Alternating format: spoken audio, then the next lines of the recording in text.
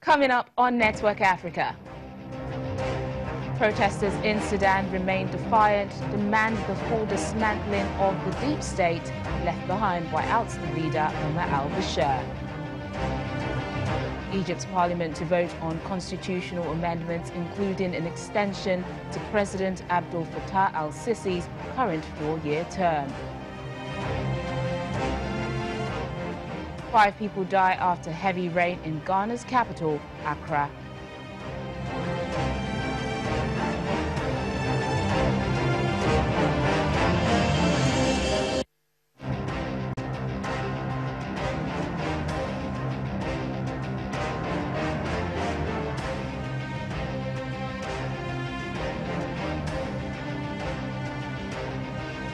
Hello and welcome to the program. I'm Teniola Shoboali.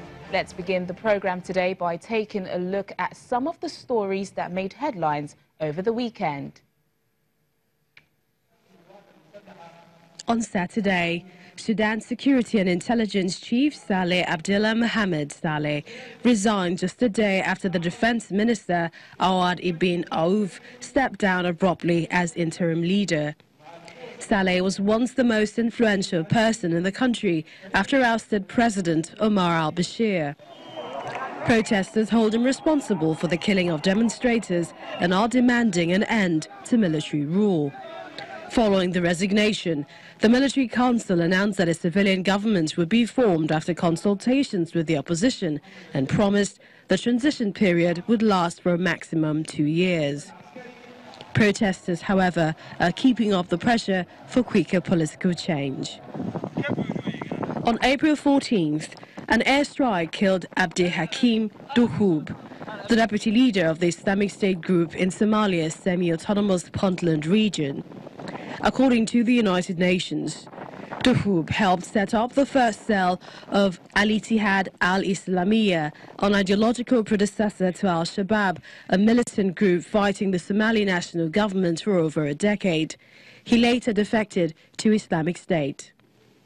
Also on Sunday, but this time in Egypt, President Abdel Fattah al-Sisi met in Cairo with the commander of Eastern Libyan forces, who is under international pressure to halt an advance on the capital, Tripoli.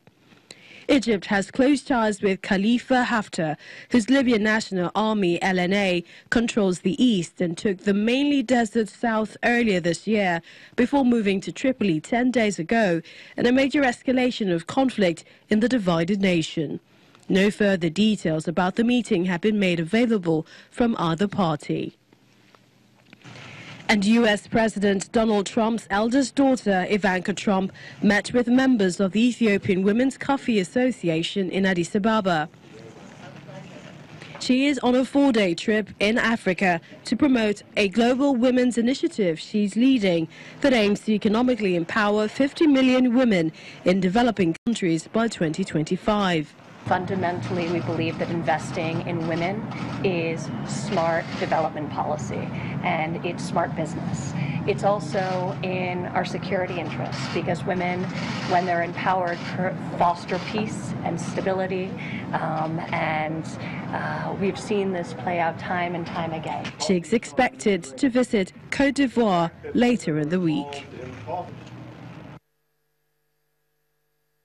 Now, organizers of the mass protest in Sudan say they want the full dismantling of the deep state left behind by ousted leader Omar al-Bashir. A spokesman for the group also says leaders of the past regime should be put on trial. Mr. Bashir was toppled by the army last week after 30 years in power, and a military council has pledged elections in 2 years' time. But protesters remain camped outside the army headquarters in the capital, Khartoum, demanding a civilian administration.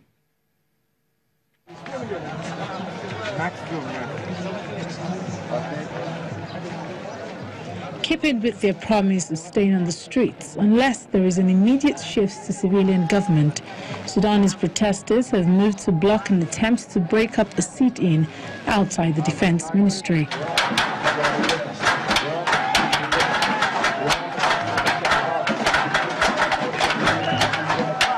Troops had guarded on 3 sides of the sit-in and tractors were preparing to remove stones and metal barricades, but protesters joined hands and formed rings around the seating areas to prevent them.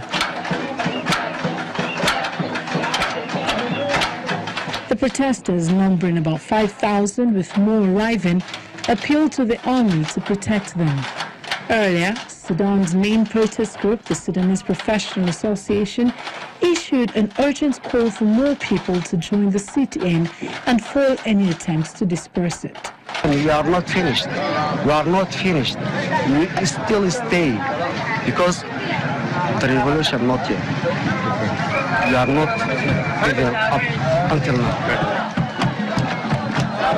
The sit-in outside the compound, which also includes the intelligence headquarters and the presidential residence, began on April 6th, after more than 3 months of protest, triggered by a deepening economic crisis which led to the ousting of President Omar al-Bashir last week. Lieutenant General Abdel Fattah Baham, the head of the Transitional Military Council and Sudan's third leader in as many days, has vowed to uproot the regime, pledging to respect human rights, end a night curfew, release political prisoners, dissolve all provisional government, and try those who had killed demonstrators and tackle corruption. Mr. Bashir's whereabouts are unknown, but military leaders say he's in a secure place. The Military Council has said it will not extradite him to face accusations in the International Criminal Court, although it could be put on trial in Sudan. Egypt's parliament will vote tomorrow on constitutional amendments, including an extension to President Abdel Fattah al-Sisi's current 4-year term. Proposed constitutional amendments had previously suggested that Sisi would be allowed to seek 2 new 6-year terms after his current one expires in 2022. But according to a recent draft, those latest amendments could allow the president to stay in power until 2030 by extending his current term by 2 more years and allowing him to run once again in 2024. If approved by Parliament, the amendments would be put to a public referendum, widely expected later this month, before they go into effect. Let's get more on this story now from the VOA's Edward Yeranian, who joins us live from Cairo. Thank you for joining us on the program, Ed. Thank you. My pleasure, Daniela. So what should we expect from the vote on constitutional changes in Parliament tomorrow? I assume they're going to approve it. The last time they voted on the issue of submitting it to a committee, I believe it got 400, something like 490 out of 596 votes to do so. So I assume it'll probably be around the same level of voting. President Sisi has a strong hand in the parliament, so I can't imagine that it would refuse to put the issue to a referendum. And mind you, it needs to go to a popular referendum. The parliament can approve the changes, but they need to be ultimately approved in a popular referendum. If this is approved, it would mean that President al-Sisi could stay in power until 2030. How are Egyptians responding to this? When the issue first came up some months ago, I can't remember, it's been a while now, I asked a lot of people.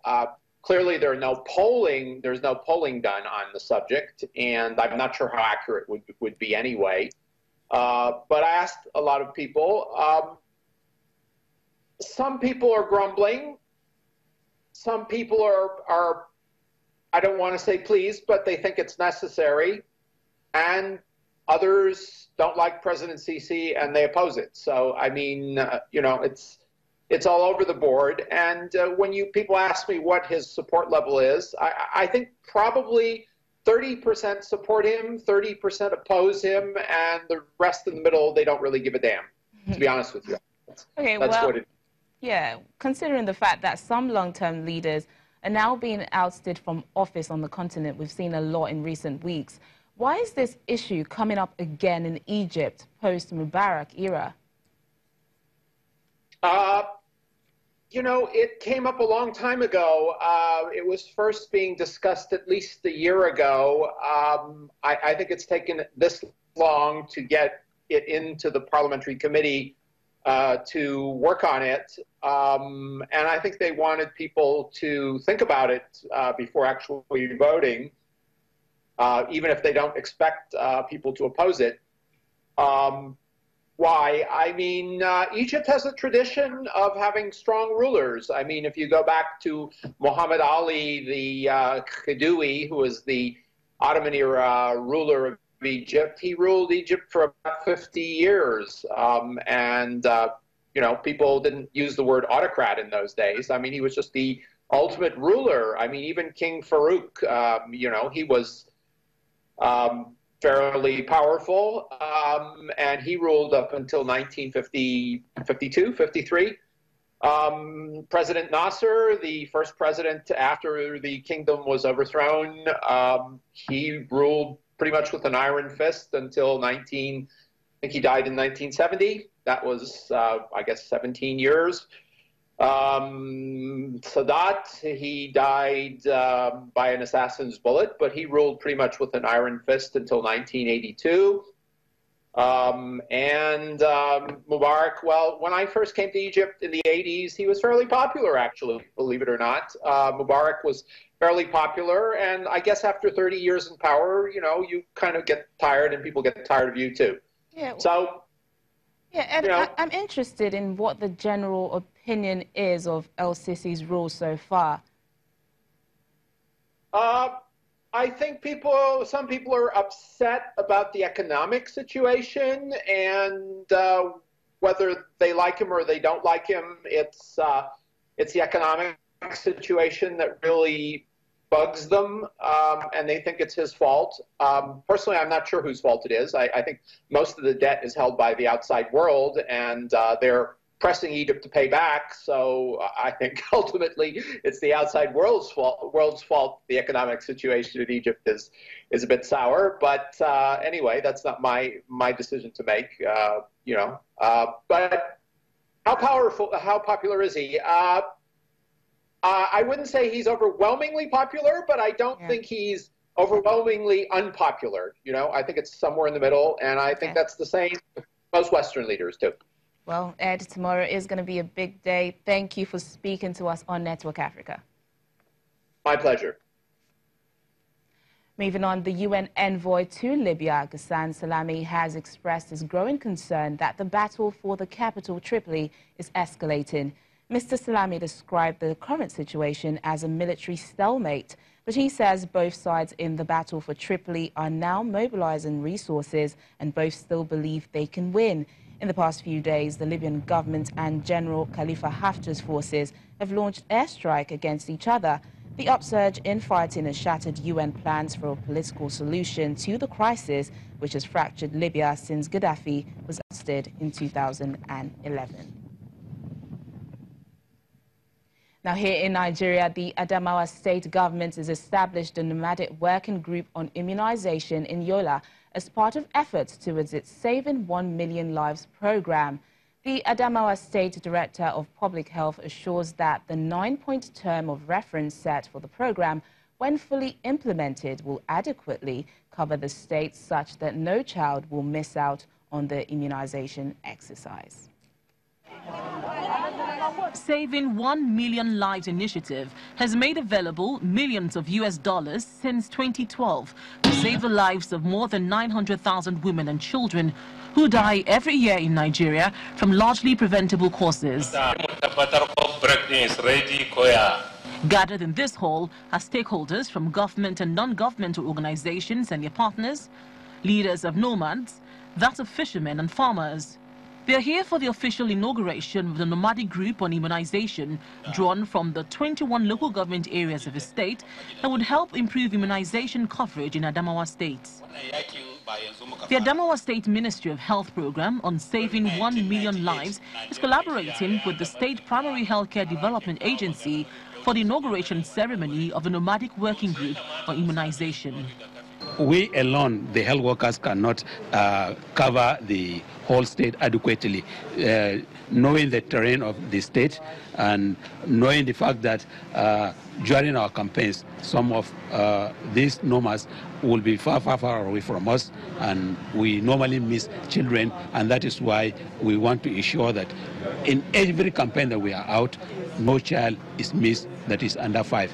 Some of the officials inaugurated speak on how important the assignment is. It was actually very tasking because, you know, these are people that move about in search of water, in search of livelihoods. They actually live in very hard-to-reach areas. So with this group, we intend to, after that, carry out a mapping of their settlements, identify these settlements, train vaccinators amongst them, and hope to increase the coverage from there. We are going to work with those at the LGA, and with those at the LGA and the ward level, we are going to use the common languages that they are speaking in that area so that they will guide us on how to do the work or we are going to work together with them. The nomadic working group is to assess the nooks and crannies of the state, including difficult terrains within the nomadic communities, riverine fishing communities and farming settlements to ensure that no child is left out of the immunization program. Still to come on the program. The death toll from the devastation caused by Cyclone Hidai rises above 1,000. Please stay with us.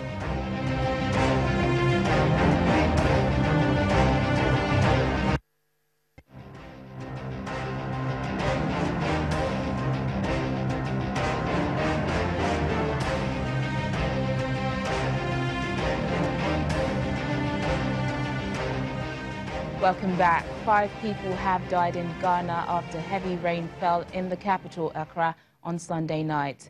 Their remains were retrieved from floods by Ghana's National Disaster Management Organization's search and rescue team.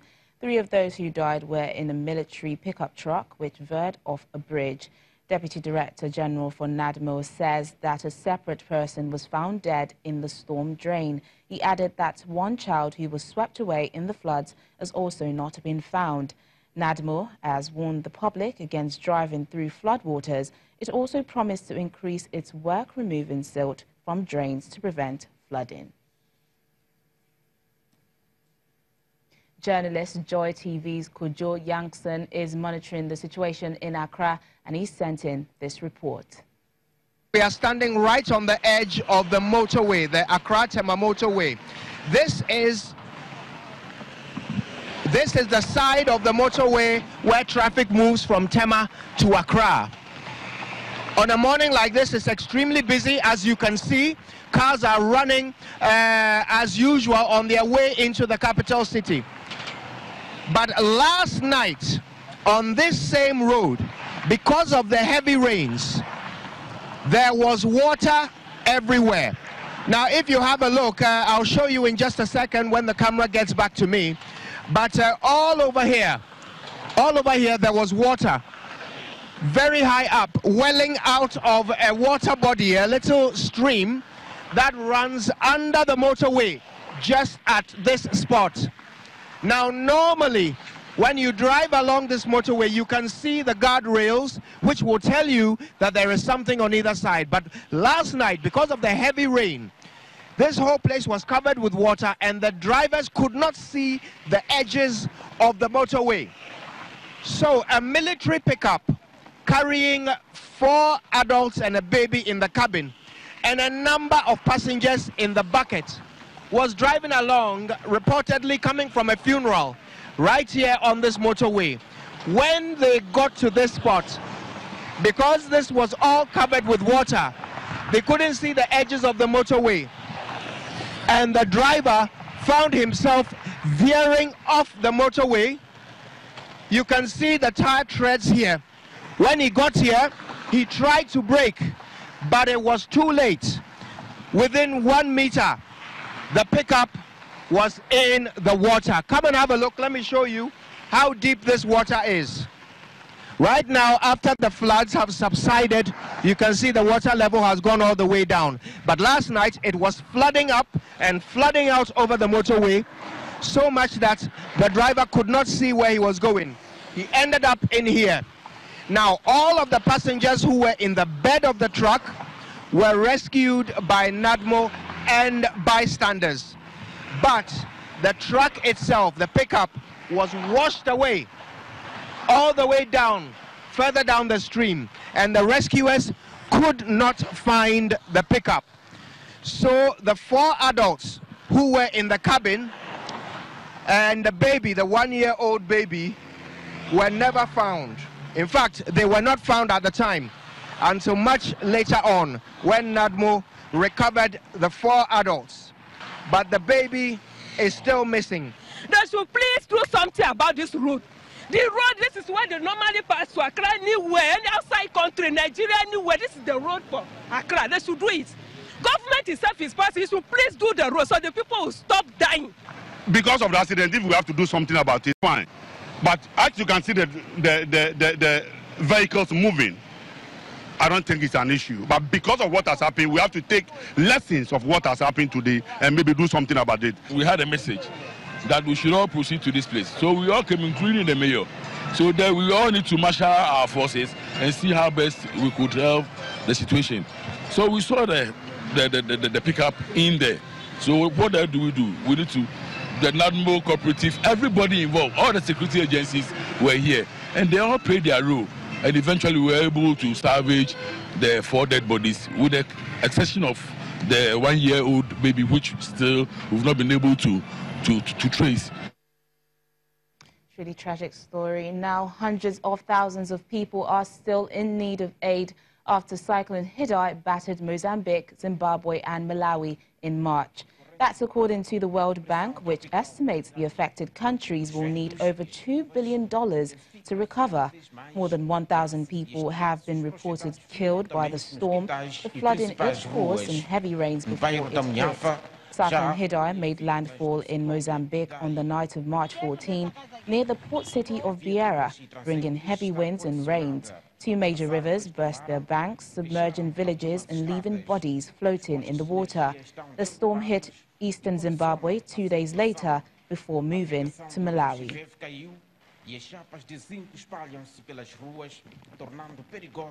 Now finally on the program, thousands of runners have been showered with bright colors as part of the International Marathon Color Run, which was held for the first time in Egypt. Dubbed the happiest 5K on the planet, the event took place at the outskirts of Giza. The Color Run, the world's famous festive marathon, is an untimed event where color runners are doused from head to toe in a different colored powder. Participants wear white at the starting line and finish the race plastered in color. Our role is to spray paint on people. It is a powder paint. People come running and we are supposed to spray the paint on them as they come through. Around 4,000 people of all ages joined the colorful running event, the first in Egypt, which took place on the outskirts of the Giza Governorate. The runners also enjoyed a group workout session before they hit the start line. Egypt-based Onika Jones, a British citizen who joined the race with her husband and 2 daughters, seized the opportunity to get colored. I'm hot, but there's enough fluids going around. I'm here with my 2 daughters and my husband.